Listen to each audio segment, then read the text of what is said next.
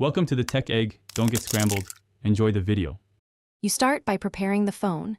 Install NetShare and allow its VPN permission so the app can reroute traffic. Once done, make sure mobile data is on and any system hotspot is turned off to avoid conflicts.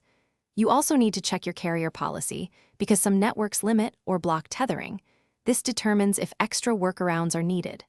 Finally, create a clear Wi-Fi SSID and password inside NetShare now, since the app will broadcast that network for others to join. Next, configure the share. Open NetShare and set a concise SSID and a strong WPA2 password, then tap Start to begin the ad hoc Wi-Fi broadcast. Once a client connects, it will see the network but not have internet until you configure proxy settings. So on the client, connect to the NetShare SSID, then enter the proxy information shown in the app, typically an IP and port, so traffic routes through the phone's VPN tunnel. This step links the Wi-Fi to your mobile data stream securely. To finish, verify the client's proxy is enabled and load a few web pages. Successful DNS resolution confirms the tunnel is active.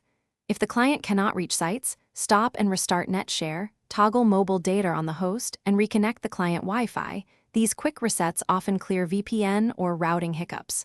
One key troubleshooting tip: if names do not resolve, set the client DNS to 8 and retry. That resolves most name lookups blocked by network.